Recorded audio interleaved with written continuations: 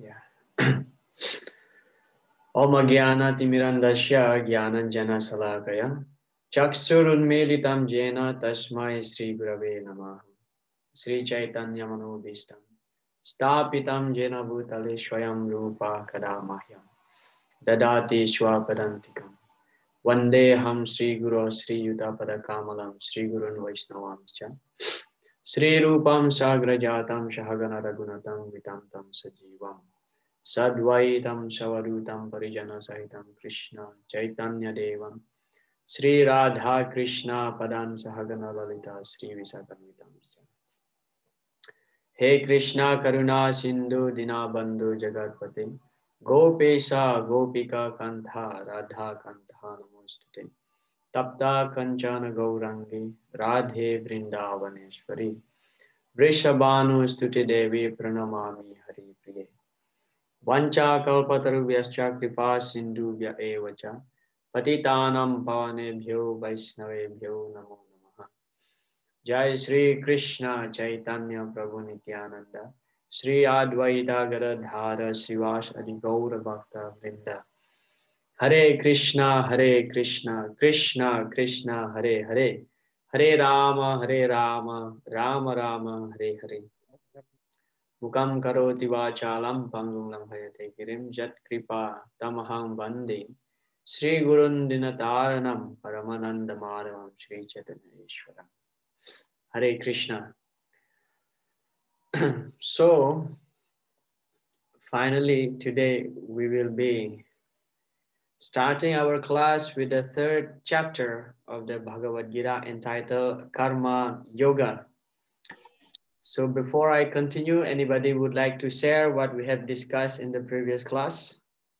Just to refresh our mind, 1 or 2 points. Anybody?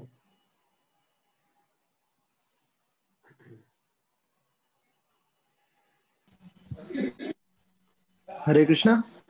Yes, Vishnu Chitta Prabhu. Hare Krishna.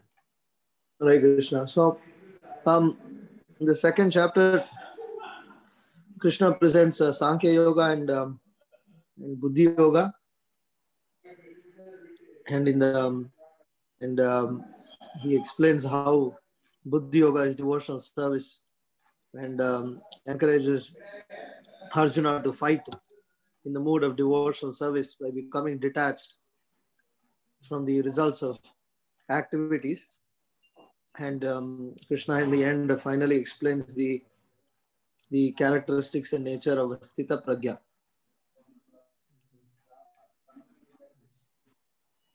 Thank you very much, Vishnu Chitta Prabhu. Any other devotees would like to share what we have discussed in the previous class in addition to what Vishnu Chitta Prabhu had mentioned?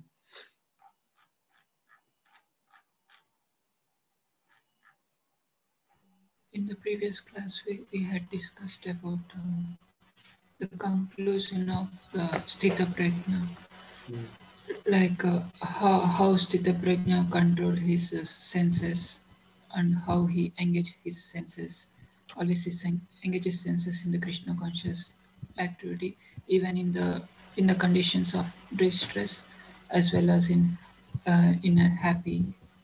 Also. Thank you very Thank much. you. Yeah. Nice. So actually, in the second chapter, we find Krishna explain quite a lot of things.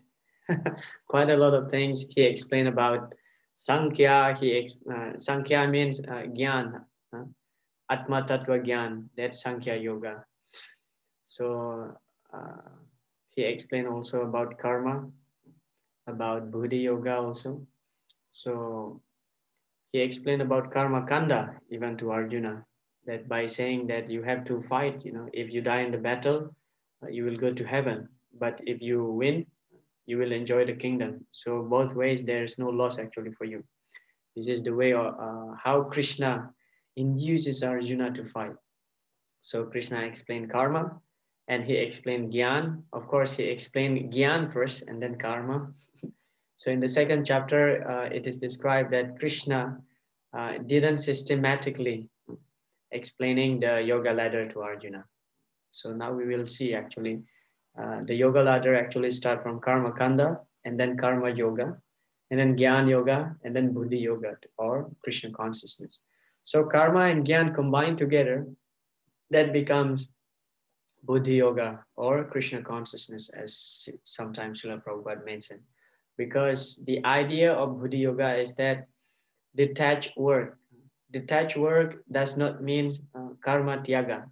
So there is a difference here uh, between karma yoga and karma tyaga. So karma yoga, the idea of karma yoga is that we link our activities to Krishna consciousness. Krishna consciousness.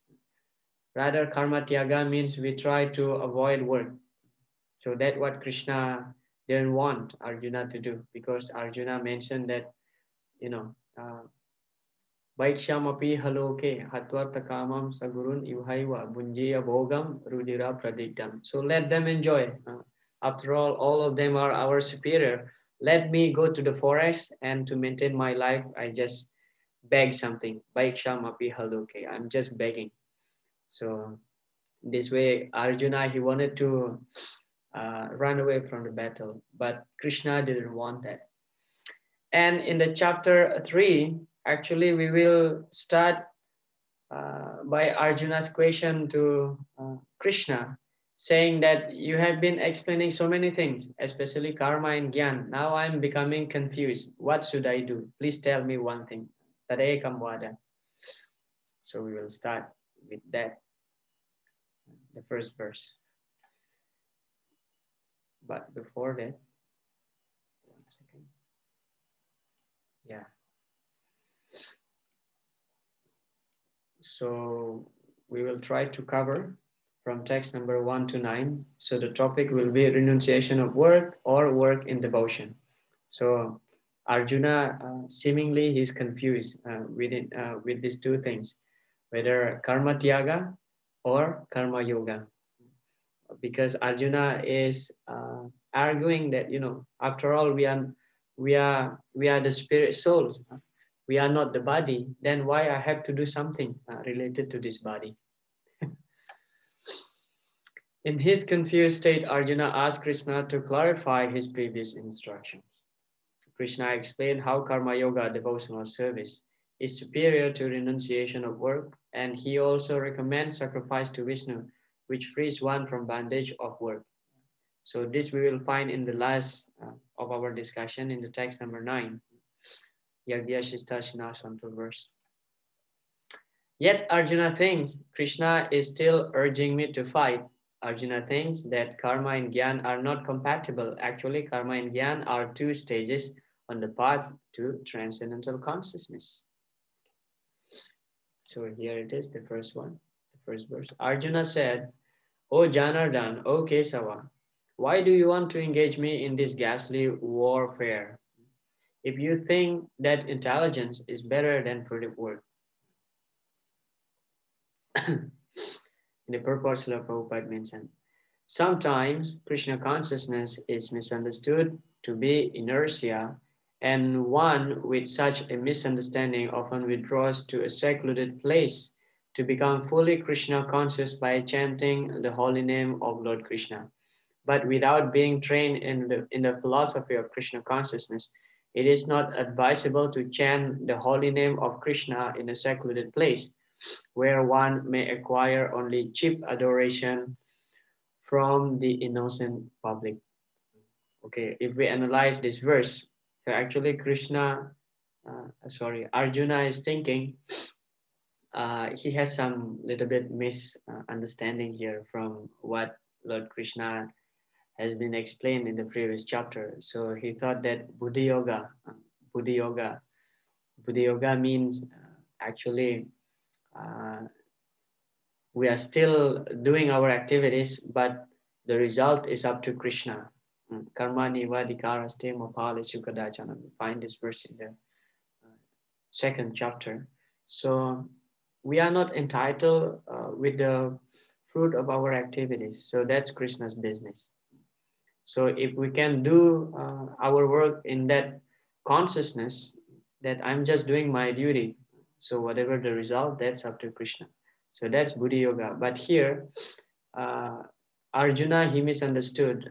So Arjuna thought Buddhi Yoga is we just renouncing the word, which is actually, that is called Karma Tyaga. So Karma Tyaga means renunciating the word. And of course, Srila Prabhupada in his purport, he mentioned like this because many sahajiyas, without proper training in philosophy, without proper understanding in Krishna consciousness philosophy, trying to advance, spiritually advance by chanting the holy name in a secluded place. So Srila Prabhupada mentioned here that it is not advisable because we can say that's actually a kind of immature renunciation. So that's simply becoming a disturbance for us also, for us and the society in general, becoming a disturbance. Because after all, how long we can curb our senses if we don't engage it in Krishna consciousness, especially when we are still young. We are still young, very energetic and very strong. To artificially stopping the senses from acting, it's not going to work. It's not going to work. So that's why actually the Varnashram institution is there, just to fit each individuality to act in Krishna consciousness.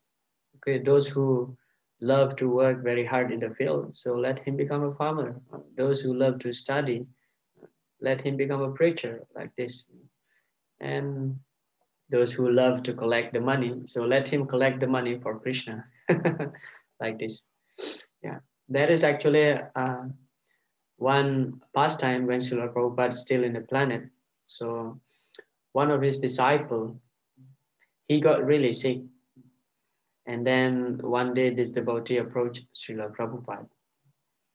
And then because the doctor said to this devotee, saying that he has a very chronic disease and he will die within 6 months. So 6 months is the only time that he has now in this world. And then he approached Srila Prabhupada and asked Srila Prabhupada's blessing, permission, saying that Prabhupada, I'm going to die within 6 months. So please bless me. Now I'm going to Radhakunda. Just chant Hare Krishna Maha Mantra there and live there. Just chant Hare Krishna Maha Mantra, become Babaji, living in Radhakunda. Srila Prabhupada said, well, you have a lot of time, 6 months. Why don't you continue your service? Distribute my books, like that. But this devotee said, no, Srila Prabhupada, because he is very confident that he's going to leave his body within 6 months. And Prabhupada said, all right, if that is your decision, you may go. And then this devotee went to Radhakunda, and he was living there, taking bath and chanting Hare Krishna, which is nice actually. But then after 6 months, he's still alive. And the 7th month, the 8th month, even he becomes better. He feels better. And then he went to the hospital, and then actually they found that the doctor gave a wrong diagnosis to what disease he has. So that was wrong. So now he's cured. And then he approached Srila Prabhupada and he said that I'm cured now, Srila Prabhupada. And then I stopped living in Radhakund. And Srila Prabhupada said, why you stop living in Radhakund? Such a wonderful life, you've given up. And this devotee said, well, I cannot stay there any longer because too austere. So this is our nature.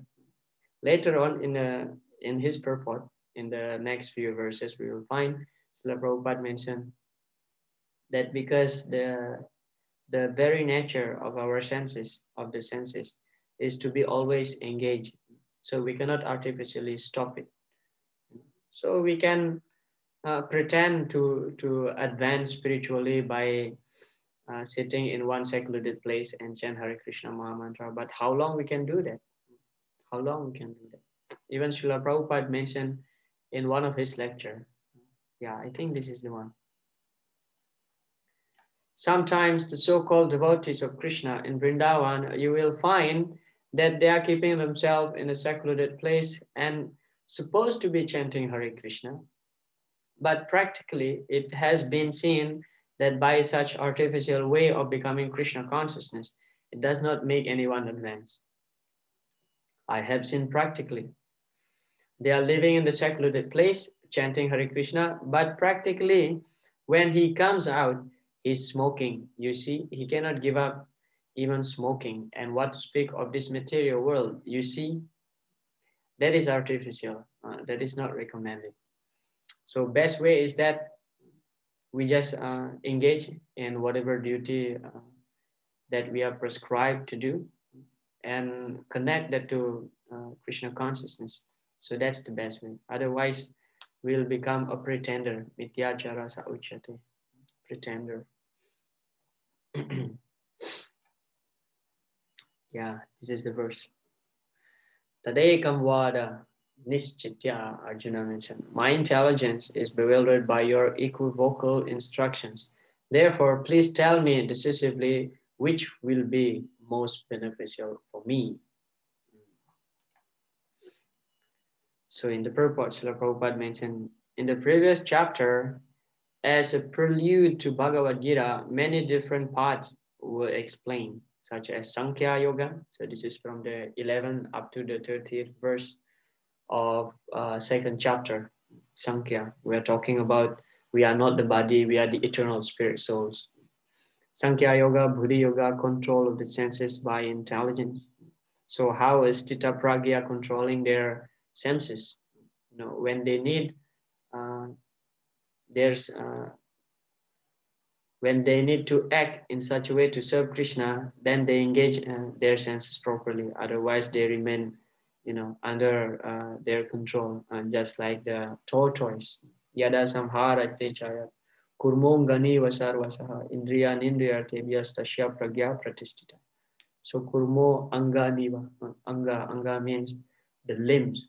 So just like a tortoise controlling its limbs. When the tortoise doesn't need his limbs, his four legs and head. So when he doesn't need, so the tortoise will put them inside his body, let's say like that. So, but when he needs to walk, when he needs to move, so he will display all these limbs to act. So similarly, as Stita Pragya, we have discussed this also, how Arjuna asked the question to Krishna, what is the symptoms? What are the symptoms of those who are fixed in Krishna consciousness? Stita Pragya, how he walk, how he talk, how he sit, like this. So how he walk refers to how he is engaging his senses, and how he sit referring to how he's controlling his senses. And without work, without productive desire, and the position of the neophyte. This was all presented unsystematically. A more organized outline of the path would be necessary for action and understanding. Arjuna therefore wanted to clear up these apparently confusing matters so that any common man could accept them without misinterpretation. So Arjuna, on behalf of all of us, he is ready to be put into illusion by the internal potency of the Lord, the Yogamaya potency. So he is asking this question just for our benefit. So actually in the batch 1 of Bhakti Shastri, one devotee was asking, did Arjuna know that his conversation and Lord Krishna will be recorded? Did Arjuna know that? Okay, anybody would like to respond to that question? Because we have been discussing a lot actually about Arjuna is asking this question, that question to Krishna, just on behalf of all of us for our benefit. So one devotee was asking, did Arjuna know that his conversation with Krishna will be recorded as the Bhagavad Gita? what will be your answer? Anybody would like to respond on that?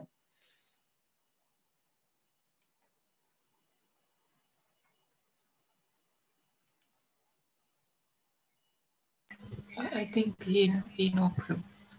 Sorry? I think he know it will be useful to us. Hmm. I'm not sure. You are not sure. Uh, Anybody who is sure? Hare Krishna, Prabhu. Yes. I think, Maya. yeah, I think is by like Yoga Maya, his intelligence was covered. Hmm. Although like wherever Krishna descends, Arjuna also descends. But in this particular Leela, I think his intelligence was covered by Yoga Maya, so he didn't knew. I'm not sure. I don't have any reference, just making idea. Yeah, actually, both of you are correct. Both actually. In one sense, he didn't know because he's completely under the cover of Yogamaya potency. So he's asking this question just like innocent kid, just like small child asking some silly question. I mean, Arjuna is a great yogi, you know. Nothing actually can be covered from Arjuna because he is a pure devotee. He is the eternal companion of the Lord. But in this case, Lord Krishna covered Arjuna's intelligence with his Yogamaya potency. So he didn't know. Apparently, he didn't know. And he was asking all these questions very sincerely. Not that just like he's acting on the stage, just like somebody who's playing a drama. But he was actually very sincerely asking all these questions. And when Srila Prabhupada explained, when the Acharyas explained, uh, that Arjuna was asking this question on behalf of us for the benefit all of us. So actually, Arjuna didn't really know that this conversation will be recorded as Bhagavad Gita between Arjuna and Krishna will be recorded. But one thing, Krishna knows this. Therefore, Krishna put Arjuna into such an illusion stage by which he will ask all these questions. So when Srila Prabhupada explained, Arjuna is asking this question on behalf of us, that means uh, we may think that he's not really asking this question because he's really confused, right? But we know that he's under the Yogamaya potency. So he didn't know whether he's asking this question for all of us or not. But one thing is that he's asking all this question for himself. And for sure, Krishna know this great conversation will be recorded. And in that way, we can see actually both Arjuna, one sense, he didn't know, but he also know because we see that the Acharya is explaining that Arjuna asking this question for our benefit on behalf of all the general people. So both answer actually correct. This is called Achinta Beda Beda Tattva, simultaneously one, simultaneously same and different. But into more specific, actually, he didn't know because he's put into illusion by Krishna's energy. But at the same time, yes, he know because the Acharya explained that he's asking this question for the benefit of the people in general in the future, especially in the 11th chapter, we will find this when Arjuna asked Lord Krishna to display his Vishwarup, his universal form. So there actually Srila Prabhupada and then the previous acharyas such as Vishwanath Chakravarti Thakur and Srila Baladev Vidyabhushan explained that this is just for the benefit of the people in the future because many people will claim to be God. Then one way to prove is that he has to be able to display the universal form. Therefore, Arjuna is asking Krishna to show his universal form in order to establish that yes, he is God, Krishna is God. So that's something interesting. I even never thought that somebody will ask this question that whether Arjuna knows that it will be recorded. But for sure, Krishna knows. Arjuna, misunderstanding that karma, work, and jnana, knowing that one is not the body, are not compatible, requests Tadekam Vada, please tell me only one thing. So Arjuna is requesting Krishna, tell me whether I should do this karma or jnana, acting in karma or acting in jnana. So Arjuna misunderstanding that when we say jnana, that means because we are not the body, why I have to do something? Text number 3. The Supreme Personality of Godhead said, O sinless Arjuna, I have already explained that there are two classes of men who try to realize the self. Some are inclined to understand it by empirical philosophical speculation, and others by devotional service. So Krishna's response to Arjuna, explaining that there are two types of people. One is Jnani, or those who love to speculate, Jnani or Muni. Srila Prabhupada, in one lecture, he explained the word Muni means Muni. Muni, the root word is man, actually, mind or intelligence. So Muni means one who is using his brain. So the Jnani also like that. They love to analyze. Sankhya means to analyze, analytical study. The analytical study of the nature of spirit and matter is the subject matter for persons who are inclined to speculate and understand things by experimental knowledge and philosophy. Another type is the Bhakti Yoga. So Krishna is explaining to Arjuna here two types of people. One is the Sankhya Yogi and the another is Bhakti Yogi. So Bhakti means devotional service. Srila Prabhupada in his purport continue. Of these two, the path of Krishna consciousness is better because it does not depend on purifying the senses by a philosophical process. Krishna consciousness is itself the purifying process, and by the direct method of devotional service, it is simultaneously easy and sublime. So out of the two, well, definitely we know that Krishna consciousness, Bhakti Yoga is superior than any other yoga, actually, any other religious activities. So devotional service. And when we talk about devotional service, how devotional service begin? How devotional service begin? It is explained by Yamaraj in the 6th canto of Srimad Bhagavad. Etavan eva lokesmin pumsam dharma parasmrita bhakti yogo bhagavati tanama grahana adivihi. So it is described in that verse, tanama grahana adivihi. Adi means the beginning. So this is how bhakti yogo bhagavati, devotional service to the Lord, to Krishna start.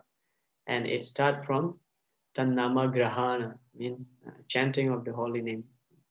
And that actually the purificatory process taking place when one chants Krishna's name. When one chants Krishna's name, so the purificatory process takes place. But those who are non-devotees, they love to perform the prayaschita or atonement. So every week, every weekend, every Saturday or every Sunday, one will go to the temple or the church and confess to God that, okay, I'm guilty, I did such and such activities, and they perform some ritual to nullify their sinful reactions. But then again, they are performing sinful activities again. And so this is compared just like the bathing of the elephant. I think we have discussed this point in the previous class. So, but devotional service, the process in itself is a purificatory process. So we don't need to do a separate ritual to purify ourselves. Simply by engaging ourselves in Krishna consciousness, that's actually purifying. That's actually purifying. Just like because Krishna, Nama Chintamani Krishna. So Krishna is like the Chintamani stone. So his name, his form, qualities, pastime, etc. And Krishna, they are non-different, and that's like Chintamani. So what happened if any stone which is touched by the Chintamani stone, that will become gem, that will become jewels. So similarly, our condition. So we are conditioned and we are sinful. But as soon as we connect ourselves to Krishna, that means we get Krishna's touch. So immediately we become pure because Krishna is pure, always pure. He is just like the lotus flower which is untouched by water. And in fact, actually, because we are the part and parcel of Krishna, so we also eternally pure. But due to our false designation, false designation, false ego, ahankar, and we are associating ourselves with the matter, that's how we get contaminated. Just like rainwater, rainwater is actually pure. You can even drink the rainwater. But as soon as the rainwater touches the ground, touches the mud, so that means the rainwater associating with the mud. So the rainwater purity is contaminated. So that's our position. But as soon as we try to connect ourselves to Krishna, so that's in itself actually a purificatory process, especially in the chanting of the holy name. It is also described. Actually, there are many evidence in the scripture where it is mentioned that chanting of the holy name is, so powerful and purifying, even uproot the desire of sinning. Namno hiyavati sakti, papa nirharane hare, tavat kartum nasaknoti patakam pataki naraha. So this is a very beautiful verse from Brihad Vishnu Purana. It is also quoted by Srila Prabhupada in one of his purport in the 6th canto of Srimad Bhagavatam, in the pastime of Ajamil. I think this is 6th canto, chapter number 2. You can have a look later. So, Namno hiyavati sakti papa nirharane hari. So the chanting of the holy name is enough, it is described in this verse, is enough to counteract even the reaction of sinful activities that we can do in the future.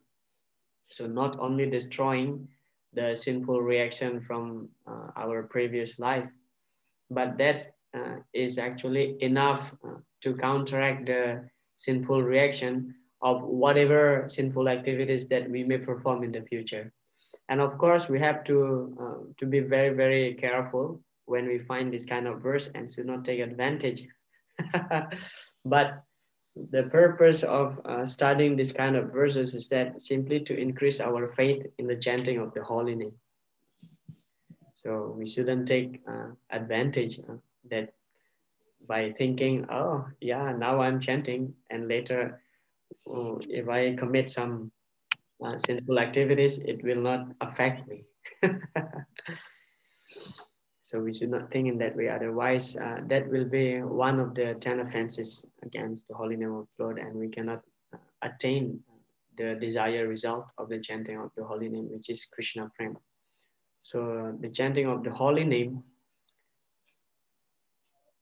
the prime goal of why we are chanting the Hare Krishna Maha Mantra is simply to develop our love for Krishna and to be purified from our sinful reaction is actually a natural effect. That's actually a byproduct of the chanting of the holy name.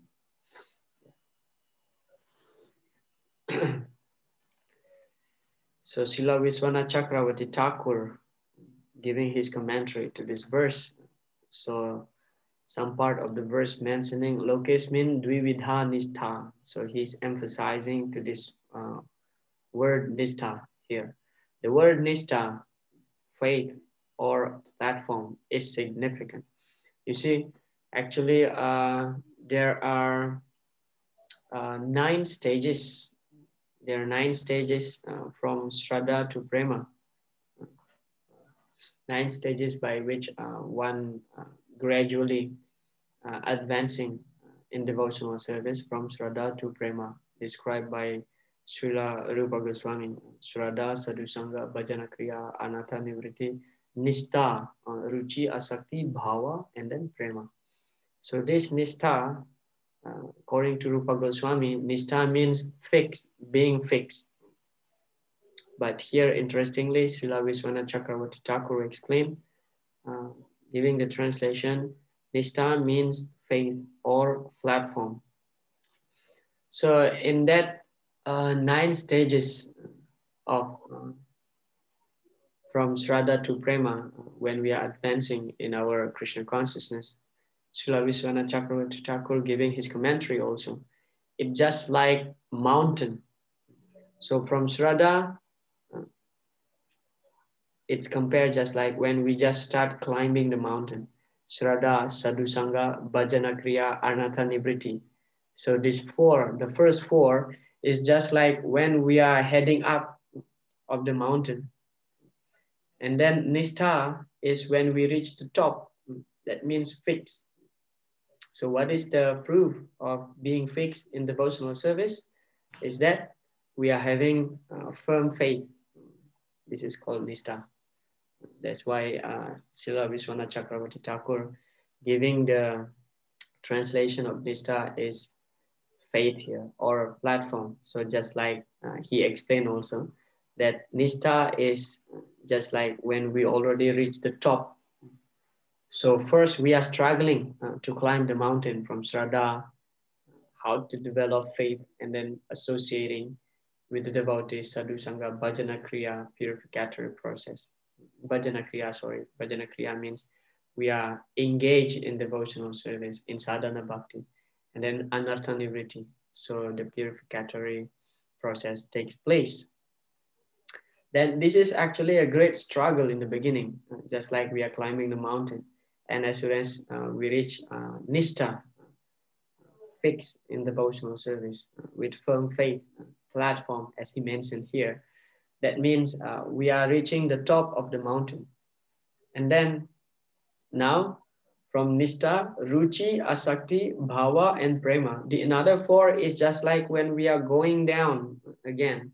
So just like climbing the mountain, and we will go down again. So from Ruchi going to Prema is very, very easy when provided that first of all we have to reach the platform of Nistha, being fixed. So just like when we going down from the top of the mountain, we don't need to put hard effort. Even if you don't walk, if you just stay like this, you will roll down alone by yourself. No force, because it's just very swift like this. So Ruchi means taste. So once we get the taste of the chanting of the holy name, once we get the taste of hearing, of performing devotional service, then Asakti, the attraction to Krishna becoming strong, becoming stronger, and then Bhava, and then Prema. So like this, that's interesting. Karma and Gyan are 2 platforms or stages on the path of transcendental consciousness. The Karma stage is the platform on which work is recommended, and the Jnana stage is the platform on which one is sufficiently purified and detached to renounce work. So please make a note that detach here that Srila Vishwanath Chakravarti Thakur mentioned, detached to renounce work does not mean giving up work. Okay, detached work means giving up the fruit of the work. That should be clear. They are not separate processes, but 2 ranks, one above the other on the yoga ladder. You see, depending on one's nistha, his position, faith, or purity of heart, one is commanded to act either on the platform of karma or gyan. Arjuna has misunderstood this point and is thinking of gyan and karma as two processes leading in different directions. Very nice commentary. Okay, text number 4. Were there any question before I continue? If no question, I'll continue. Not by merely abstaining from work can one achieve freedom from reaction, nor by renunciation alone can one attain perfection. Purports, the Prabhupada mentioned, the renounced order of life can be accepted when one has been purified by the discharge of the prescribed form of duties which are laid down just to purify the heart of materialistic man. Without purification of heart, sannyas is simply a disturbance to social order. Smriti, what is that? Sruti Smriti Purana di Pancharatra Vidinvina Aikantike Harir Bhaktir Utpattayaiva Kalpate. So it is described in that verse that while performing devotional service, we have to follow the rules and regulations mentioned in the scriptures, just like Sruti and Smriti and Purana, and also Pancharatra. So there is prescription for sannyas also. So for sannyas, especially, you cannot freely mingle with the opposite sex, sannyas and brahmachari. Sannyas and brahmachari, meant to be very strict in that regard, keeping a distance from the opposite sex. We can see this in the pastime of Chaitanya Mahaprabhu. He is an ideal example of a sannyas. Even when Chota Haridas, we find this story when Chota Haridas, he was actually begging rice from Madhavi Devi. Madhavi Devi is actually it is described, Sri Chaitanya Mahaprabhu, he has 3.5 very confidential associates. The one is Swarup Damodar, another one is Ramananda Roy, the third one is Sikhi Mahiti, and the another half is actually the sister of Sikhi Mahiti, and that is Madhavi Devi. So when Chota Haridas went to Madhavi Devi to ask, to beg some rice, Madhavi is actually, she is an elderly person. So Chota Haridas just went there to beg some rice because he was inviting Sri Chaitanya Mahaprabhu for lunch. So when Chaitanya Mahaprabhu ate this rice, the prasadam, Chaitanya Mahaprabhu said that, oh, I feel that this rice is something different. Where did you get this? And then Chota Haridas said, well, I went to Madhavi Mataji and begged for this rice from her. And then Chaitanya Mahaprabhu chastised him very heavily that, you are a brahmachari, you're not supposed to interact with women so closely. So in that way, Chaitanya Mahaprabhu rejected Chota Haridas. And we find the story that Chota Haridas, he committed suicide for his purificatory process. So that's how strict Lord Chaitanya is. But when Lord Chaitanya Mahaprabhu, when he heard this, actually, Chota Haridas committed suicide, Chaitanya Mahaprabhu was very pleased. And Chaitanya Mahaprabhu said, yes, now he's in my eternal abode, continuing his eternal service there. So for brahmachari and sannyas, this is actually very, very sensitive. And people in general, the society will look at you. We look at the brahmachari and sannyas, how they behave. So therefore, following rules and regulation is very important. Otherwise, it is simply disturbance in the society, in the social order, especially sannyas. So during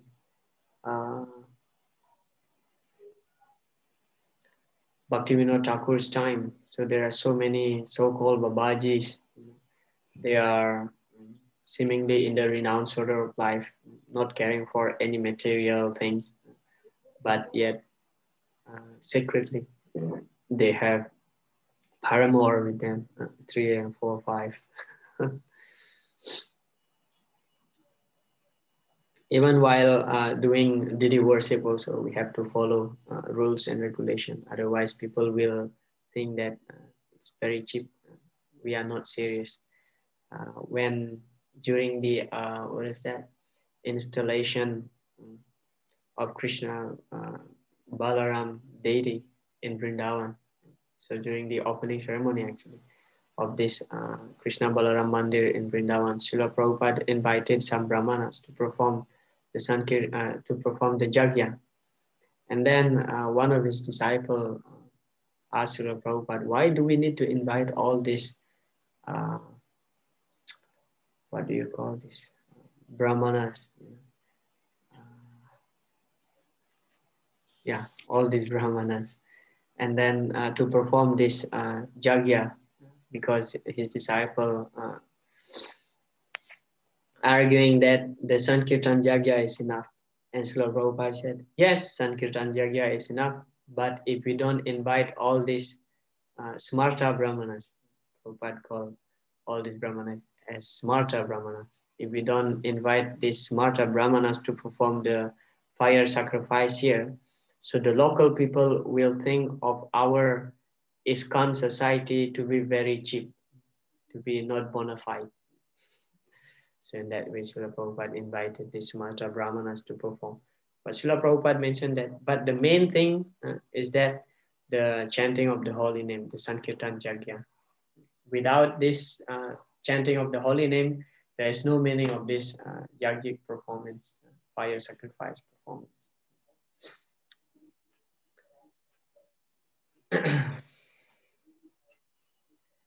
This is very interesting statement also by Srila Prabhupada. On the other hand, if someone takes to the transcendental service of the Lord, even without discharging his prescribed duties, whatever he may be able to advance in the cause is accepted by the Lord. Even a slight performance of such a principle enables one to overcome great difficulties. So Srila Prabhupada mentioned here, even without discharging his prescribed duties. So we may think that Arjuna is, he didn't want to do his prescribed duties, and he just wanted to be a simple beggar, simple brahmana or sannyasi, whatever. But Lord Krishna didn't want that happen. But Srila Prabhupada explained here, supported by this verse here from the second chapter, Swalpam Apyasya Dharmasya Trayate Mahato Bhaya. Srila Prabhupada emphasizing here is that whatever great activities one may perform, but if it is devoid of bhakti, Krishna consciousness, then it's just like zero, many zeros. We have heard this explanation by many preachers that, whatever great activities we perform, devoid of Krishna consciousness, it's just like many zeros. But if we add Krishna, that Krishna is one in the front, so that becomes like million, billion, or whatever. It is also described in the Bhagavatam, Tyaktva Swadharmam Charanam Bhujam Hare Bhajana Pakho Tapatet Tato Yadi Jatra Kova Badrama Bhutta Mushakim Ko Varta Apto Bhajatam Swadharmata. This is from the first canto, chapter 5, text number 17, Srimad Bhagavatam. It is mentioned that Tyaktva Swadharmam Charanam Bhujam Hare. If we giving up our Swadharma, here refers to our prescribed duties in terms of on the material level. Tyaktva Swadharmam Charanam Bhujam Hare Bhajana Pakho Tapatet Tato Yadi. To engage in Krishna's service. To engage in Krishna's service. And sometimes we may fall down while engaging in devotional service. But this verse actually mentioned by Narad Muni. But Narad Muni mentioned that there is no loss even when one is falling down while engaged in devotional service, when one is accidentally. In the immature stage, one may fall down. There is no loss because the credit that we get from performing devotional service to Krishna will be eternally invested, will be eternally deposited in our bank account, spiritual bank account.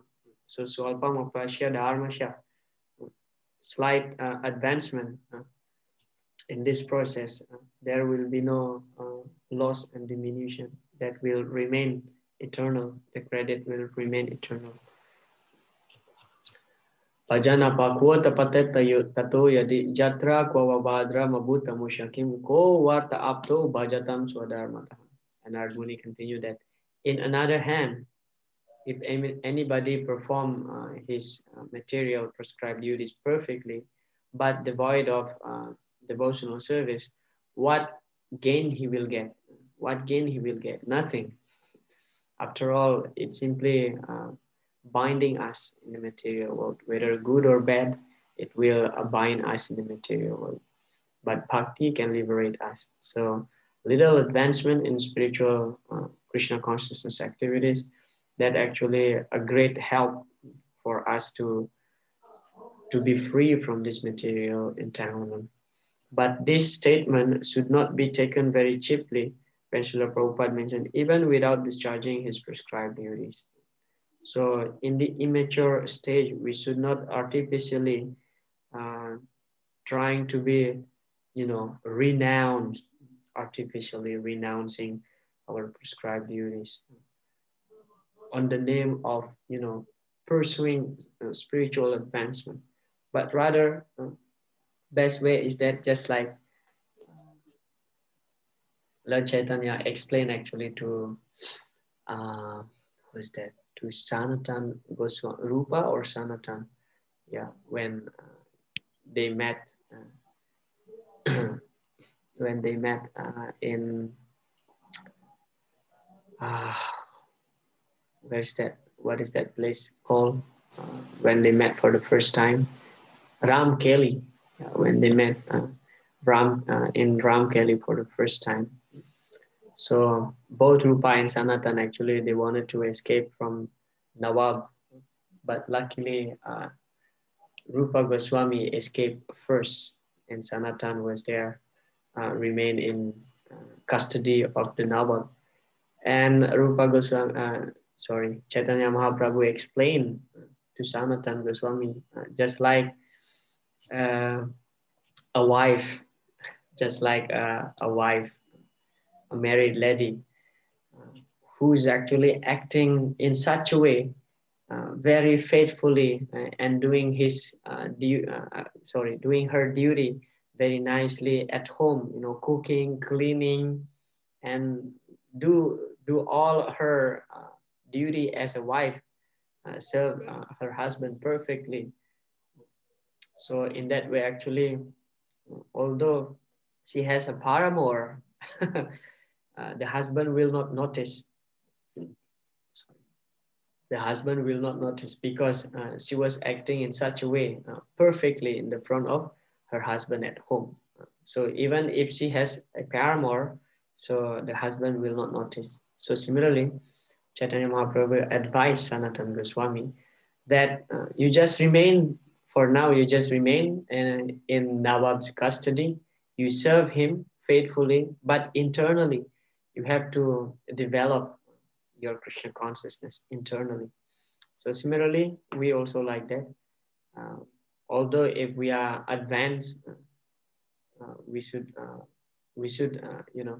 not in the immature level, immature stage, try to artificially renouncing our Swadharma, material Swadharma. Even then also, if we really advance, but for the sake to maintain good relationship with family members, for example, so just do our duty as son, as to our parents. Just do our duty in the society, in the family, but internally we have to be very fixed in Krishna consciousness. So that's actually the art.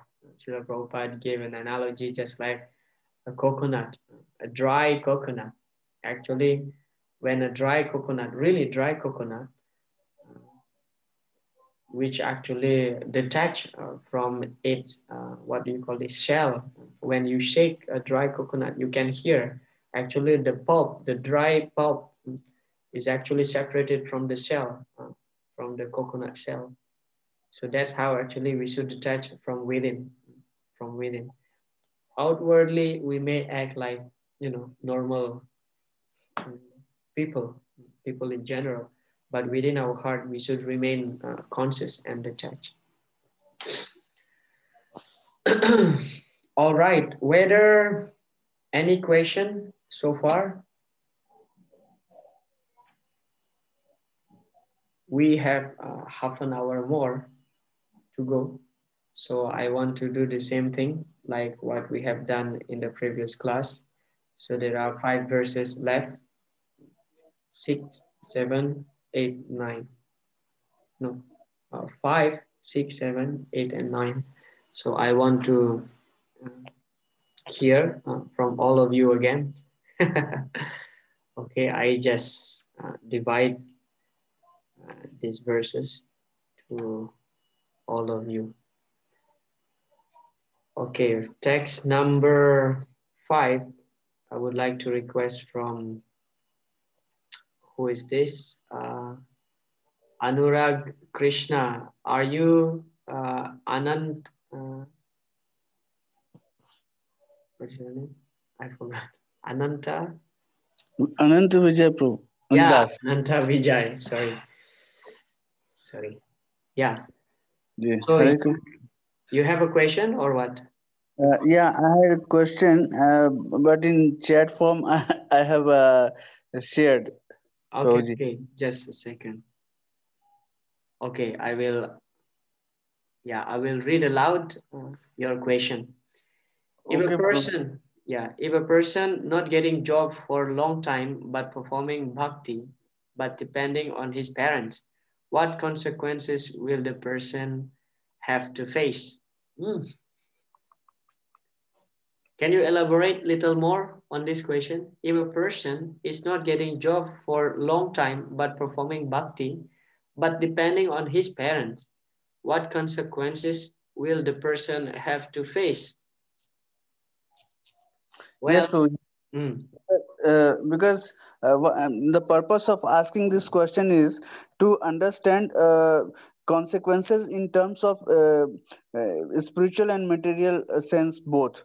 Materially simple is that because he is depending on parents, so he's not contributing anything material in the service of parents. On the other side, spiritually, will person be able to grow in Krishna consciousness? Although the person is continuing sadhana. Hare Krishna, thank you very much for your question. Well, actually, it's this kind of question is a relative question, I would say like that. So different people will see the situation and then they may give different opinion on that. So first of all, in my concern regarding this is that whether the parents are favorable in Krishna consciousness or not. That should be,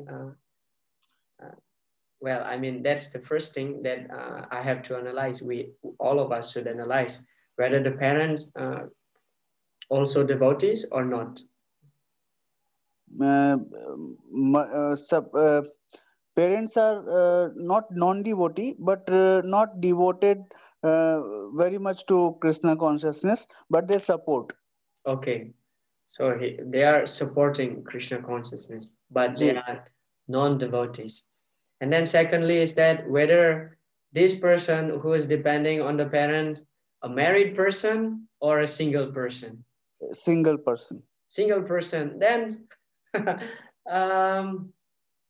another thing also we have to consider whether the parents are rich or not. uh, family is not very poor. At least basic needs are fulfilled. Mm.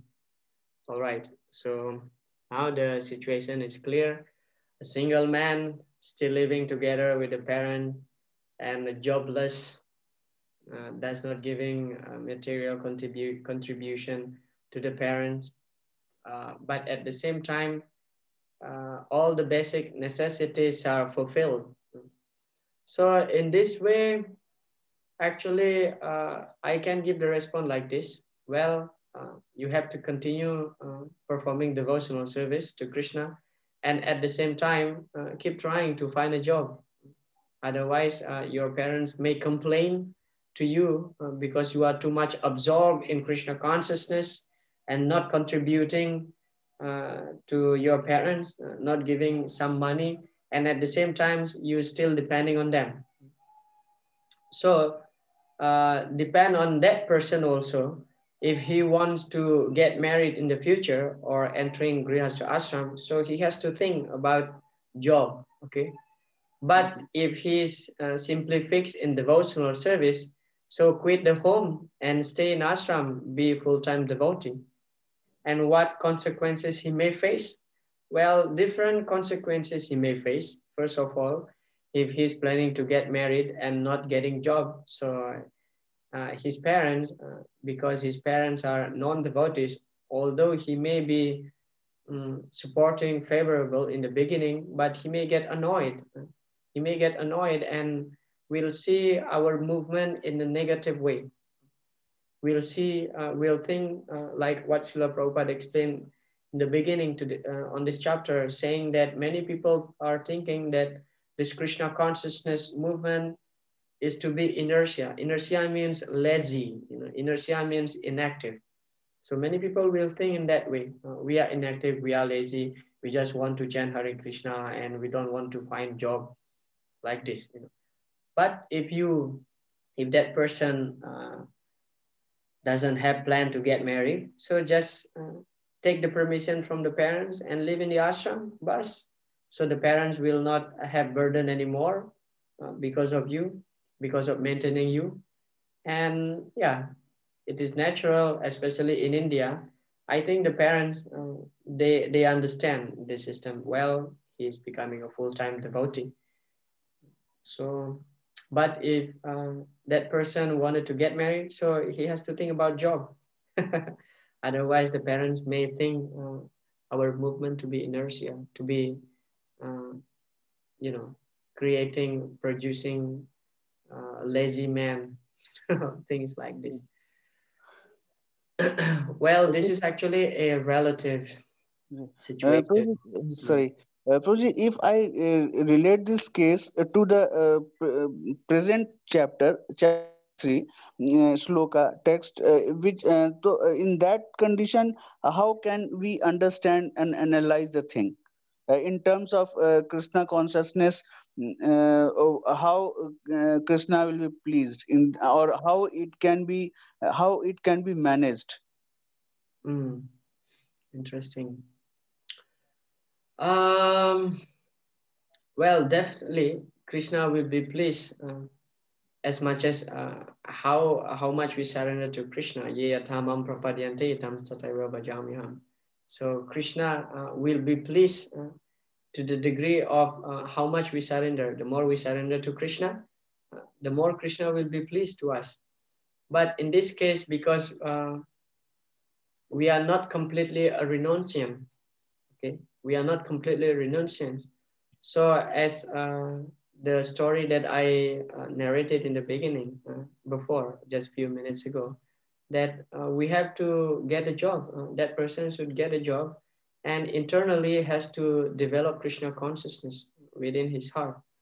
So both things actually should be done. Material Swadharma and also um, Bhagavad Dharma. Material Swadharma and spiritual Swadharma. So both thing has to be done actually. Otherwise, because not everybody in this world not everybody is spiritualist. So there are also some materialistic people a lot, and they may judge us also.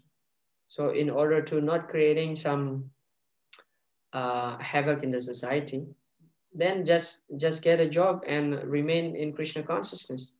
So just get a job, and with that money, actually, you can contribute also not only to the parents, to your parents, but also to Krishna consciousness movement. So yeah, best thing is that if you don't want to get married, stay in the ashram, relieve your parents from the burden of maintaining yourself. And if you want to get married in the future, get a job and try to please your parents. And in that way, actually, your parents will be impressed, and they may take Krishna consciousness. They may take up Krishna consciousness. They may become devotee. So in the immature level, we should not be artificially renounced. Tyaktva swadharmam charanam bhujam hare. Of course, Krishna mentioned that if you give up your material swadharma and surrender to me, even if you fall down later, there's no loss. But of course, there's no loss. But if you can do both, you can advance simultaneously while you are performing your material swadharma. Why not? There are so many examples in the Srimad Bhagavatam, like great King Prahlad Maharaj, Dhruva Maharaj, Ambarish Maharaj. All these are actually, having great possession and having great responsibilities in terms of material responsibilities, because they are great kings. They have to maintain not only their family but um, the whole planet, the whole earth actually. But at the same time, they are advanced in Krishna consciousness. You see, so we can follow also their footsteps. Get a job, but be nice devotee. In that way, your parents will be impressed, and they may start chanting Hare Krishna also. So, yeah.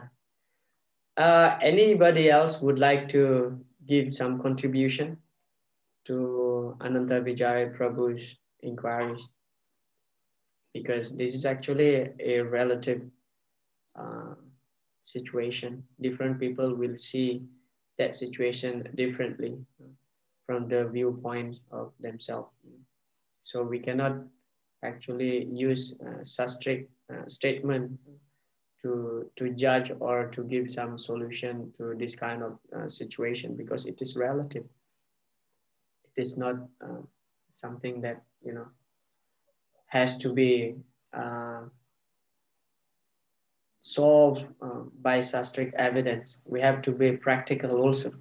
We have to be practical also, because we live in the material world which is full of dualities. So one thing for other, what is that statement very famous? Food for one person may be poison for others, something like that. So not everybody agree with one statement, but they may have another arguments depending on from which point of view they are seeing the situation. Even among the devotees also, we may have different opinion on that situation. I would say like that. Anybody else would like to contribute to that inquiry?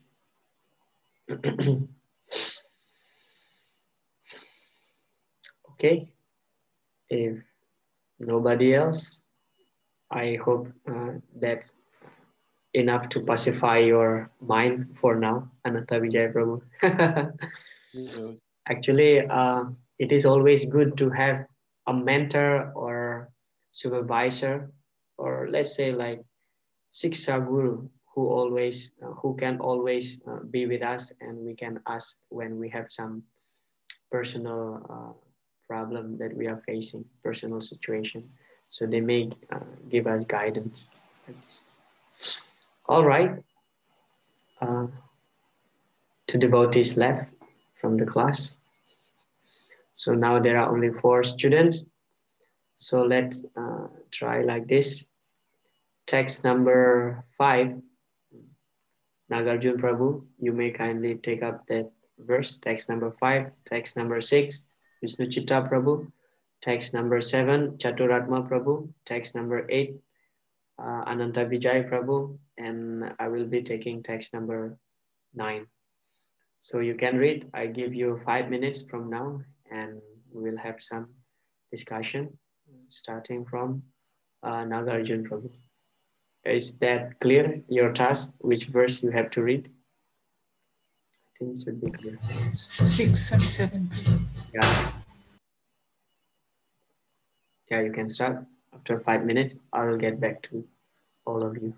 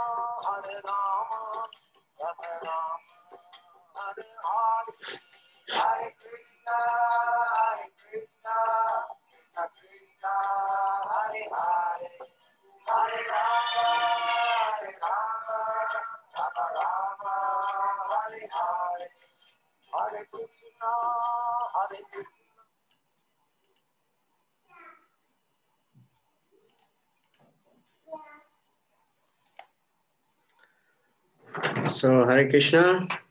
Nagarjun Prabhu, are you ready with text number 5?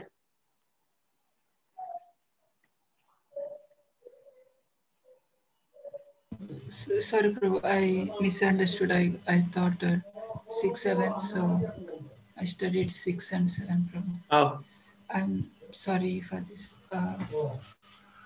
all right. So, who's getting text number 6? I think Vishnu Chitta Prabhu. Yes, Prabhu. Okay, so I will take up text number 5. No problem. Okay. Yeah, text number 5.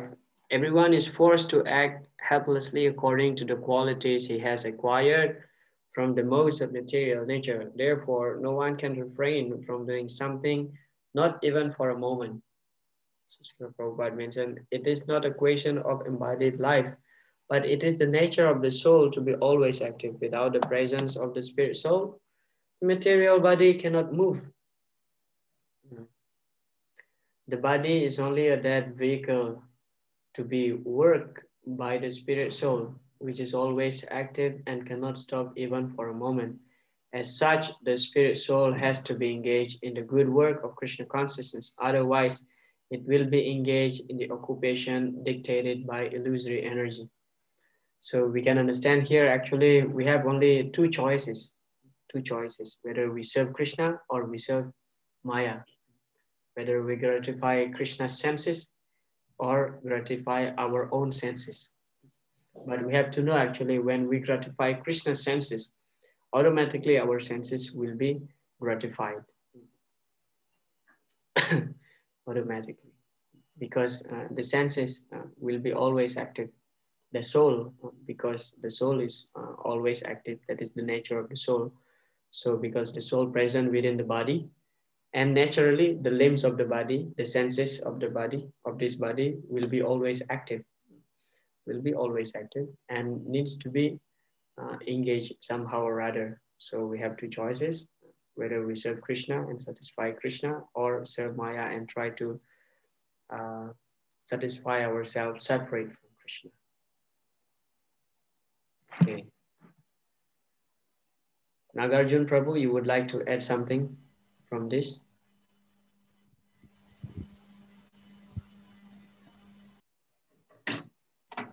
Yeah, I think in the previous class you told that the senses are like very serpents. They are always active.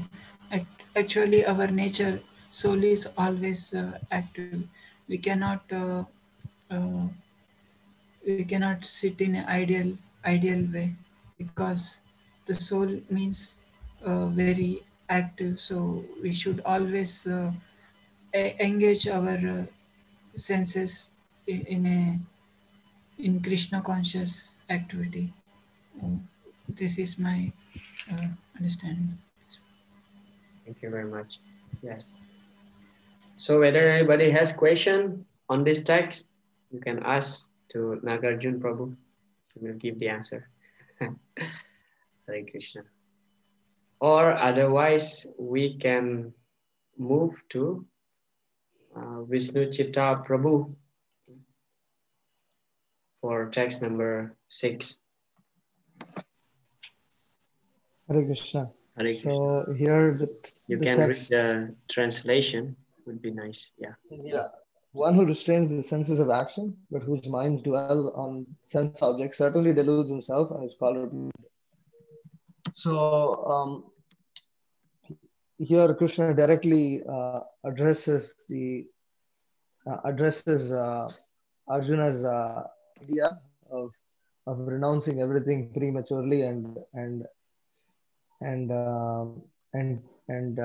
living in the forest like a mendicant. Um, Krishna presents the point that as long as the mind is still attached to the sense objects, there is no question of actual renunciation, and that anyone who tries to renounce artificially, but whose mind is still attracted to the sense objects, is called a pretender.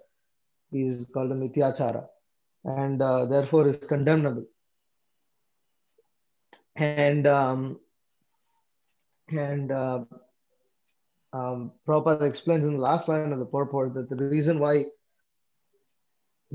such a pretender yogi is unable to um, is unable to perform actual yogic meditation or actual Krishna consciousness is because his mind is always impure. The mind, when the mind is attached to the senses of action, it is impure. And Prabhupada also makes the point that For sense enjoyment, one can act in any capacity of the social order, but if one follows the rules and regulations of particular status, he can make gradual progress in finding his existence. Which means that even if one is attached to sense enjoyment, if at least it is within the regulations of brahmachari, grihastha, vanaprastha, and sannyas, then by following the rules and regulations, by automatically limiting the ability to engage in unrestrictedly in sense gratification, the person can make gradual purification. But one who rejects all these things um, and and and instead, in the name of being a great yogi, is actually engaging the mind and senses in sense gratification. He is the great Gita. Great pretender. Hare Krishna. I think Vishnu Chitta Prabhu, he has some problem with internet connection. But overall, we have heard his understanding on this verse, and the point is that if we still attach to sense gratification, so we shouldn't be prematurely trying to make a show that we are renounced and advance in spiritual life. Otherwise, we are called actually pretender, mityachara. Hare Krishna, Vishnu Chitta Prabhu. Yes, Prabhu. Yeah. Yeah, we could not hear you for some time. Maybe you get some internet connection problem. But overall, we have heard, we have heard the points that you were making. And yeah, that was nice. Thank you very much. So we have a few minutes left here. Let's just complete this session till text number 9. Thank you very much, Vishnu Chitta Prabhu. Yeah. Who get text number 7? You can read this translation of the verse. Chaturatma Prabhu. Hare Krishna. Hare Krishna Prabhu. In the text 7, in the translation, on the other hand, if a sincere person tries to control the active senses by the mind and begins karma yoga in Krishna consciousness without attachment, he is by far superior. Actually, here the pseudo transcendentalists, they actually don't perform any bhakti or meditation. They are actually acting, and they are doing this for their sense gratification. And on the other hand, the devotees who are performing bhakti, they are engaged their senses in the Krishna consciousness, and they are taking prasadam, they are chanting, worshipping Lord, and many things. Everything they are doing for Krishna. It is spoken that they are superior than the pseudo transcendentalists. They actually it is in the purport mentioned that the sweeper, if he is devotee, he is more better than a pseudo transcendentalist. Okay. Thank you very much. Hare Krishna. This verse is quite clear, as Chaturatma Prabhu mentioned that the householder, dutiful householder, Krishna conscious householder, is actually much superior, better situated than those who are mityachara sannyasi. Thank you very much. Next, text number 8, Ananta Vijay Prabhu, you can read the verse translation. Ji, Hare Krishna. In this, perform your prescribed duty, for doing so is better than not working. One cannot even maintain one's physical body without work. In this verse, there is emphasis on the fact that work on the name of spirituality, on the name of devotional service, on the name of renunciation, or on the name of taking sannyasa, there are many occasions when person uh, mm, show that they are not attached to the sense objects or materialistic activity, and they are working for spiritual cause. But the fact is that on the name of spirituality, they used to exploit material resources. So this is this is not appreciated. Work should not be given up without purification of materialistic propensities. Thank you very much, Ananta Vijay Prabhu. Yeah. In addition to that, I just Here example has been given that if a person, a soul cannot be soul cannot be cannot stop working. So it is the nature, because we are consciousness. So always we will move here and there. So here moving means always to remain active, either in Maya or in Krishna consciousness. So even if we are not Krishna conscious, even then there is no option, or there is no state of mind where mind cannot work. So it is even here the person has been compared with that person who is misleading the society on the name of devotional service. So uh, so uh, and and uh, not working day and night for the sustenance of their bodily existence also. So in comparison to that, the person who is not pseudo but working and maintaining his or her body um, is better than the person who is not working, uh, who is not performing material duty also. So that person has been uh, told that they are pseudo meditators, so on the name of meditation and spirituality.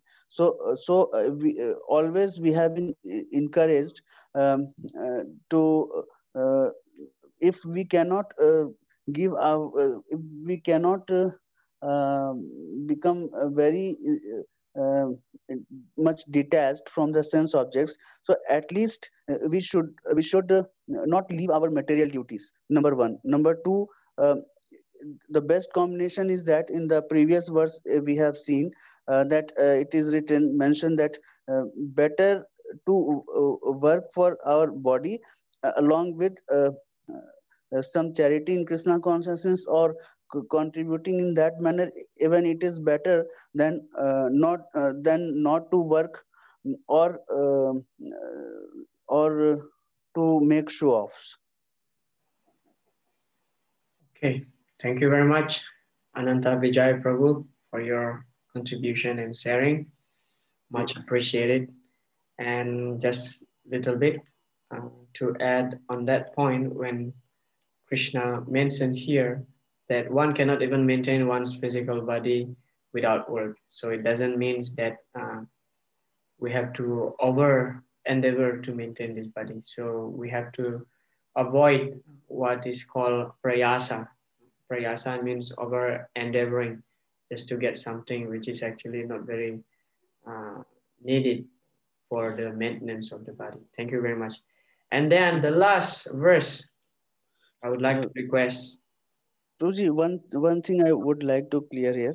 Okay, please. Can we say that Vikarm is one should not do one should not go for Vikarma, which is against the Shastra. But Mm. if even Akarma, we are not very much trained and mature for Akarma, it's totally spiritual activity, then at least on the basis of Shastra, Guru, and Sadhu, we can go ahead parallelly. What in the previous verse it has been told by Lord Krishna that it is better than sannyasi. The person is better that sannyasi who is nothing, who is doing nothing on the name of spirituality, and simply he is wasting precious time. And the person who is doing job and parallelly who is contributing in Krishna consciousness better. Yeah, that's also another nice point. It should be go parallel. Yeah. Thank you very much. Yeah. So, And I would like to request Anandamoy Gauranga Prabhu to complete our session by sharing your understanding and realization in the text number 9.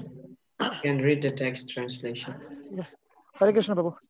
Yeah. Work done as a sacrifice for Vishnu has to be performed, otherwise, work binds one to this material world.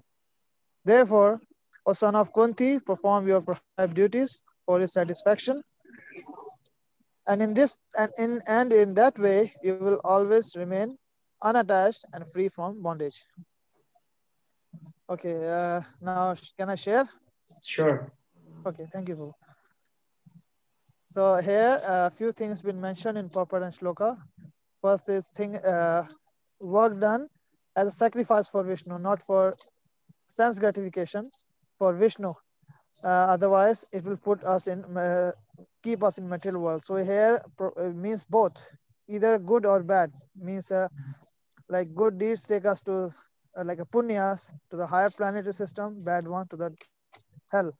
So devotees are not inclined for both, not even punyas, not like giving charity to poor or helping the blind, this and that.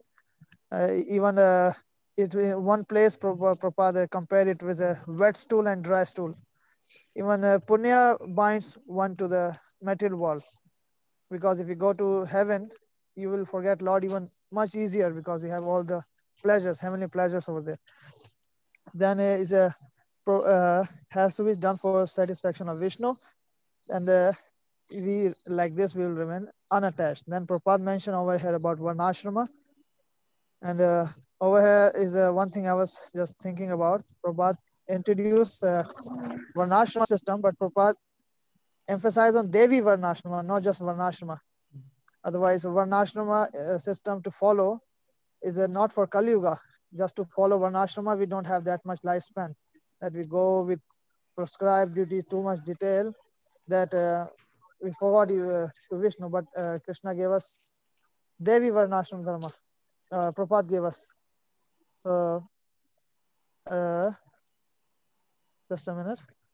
And what was there? Yeah, under the and Prabhupada says here, under the guidance of bona fide spiritual master. So not just I'm attached to being a Brahmana, or I'm attached to be a Kshatriya or whatever. Have to be under the bona fide spiritual master. Maybe a devotee have to do the lowly work, or maybe a higher work. Maybe just a sweeper in the temple, or could be a pujari also. But devotee is already above Varnashrama.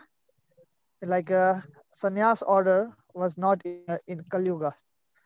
But Bhaktisiddhanta Saraswati Thakur introduced this for preaching purpose. Before that, our parampara, there was no sannyasi. Mahaprabhu took sannyas with the Lord himself, but sannyas was varjita in Kali Yuga. No, there's no sannyas order. Kali Yuga is jivas are not qualified, but Lord can do it. But our Guru parampara, nobody took sannyas. Bhaktisiddhanta Saraswati Thakur introduced this. Before there were only Babajis. Babaji means there is no ashram, is above ashrams.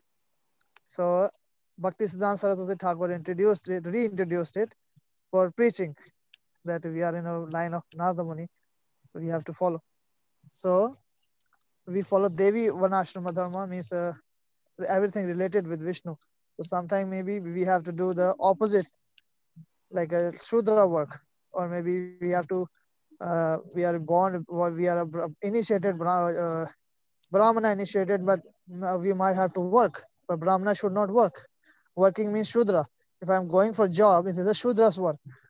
But we see in our movement, somebody is initiated with, like a Brahmana, is a Brahmana initiated, but he also do a business, which is a Vaishya's work, and he also sometimes work in some others company, the Shudras work. So Prabhupada gave us Devi Varnashrama Dharma, not Bhagavad Vidhi, but and he was Pancharatma Vidhi. So that's all. That's all. Thank you, Prabhupada. Nice. Thank you very much. Yeah, so we are following the Daiva Varnashram, not simply the materialistic Varnashram. Even Ravana, it is described that even Ravana is acting perfectly as a Kshatriya, maintaining his kingdom. So, but in that sense, because he is devoiding of Vishnu, Krishna consciousness, he devoid of Krishna consciousness. So he is actually performing the Asuric Varnashram. Yeah. So Srila Prabhupada gave us the Daiva Varnashram. So whenever we talk about Varnashram, so we are not simply talking about a mundane Varnashram, simply being a moralist, but we connect our activities to Krishna consciousness. All right, thank you very much. Just to conclude this session with this very nice quote from Srila Prabhupada's lecture. Devotee means one who has engaged his senses 100% for the service of the Lord. He is devotee, pure devotee. So one who cannot become 10%, all right, become 50%, 20%, 1%, give something for Krishna. Don't be miser, because whatever you have got, it is Krishna's. So long you catch it up, it's mine, that is Maya. You just let lose it for Krishna, then it is freedom for you, you see. So, Srila Prabhupada ki jai. Thank you all very much. I will stop here. Thank you for tolerating myself. And if you have question, you can ask to me privately, because the time is over. And yeah, I don't want to take your time any longer. So Ananta Vijay Prabhu, you have question, you can ask me over WhatsApp, we can discuss. Thank you very much. Hare Krishna. Prabhu. Hare Krishna Prabhu. Hare Krishna. Vanchakalpatarubhyascha kripa sindhubhya eva cha patitanam panebhyo vaishnavibhyo namo. Hare Krishna.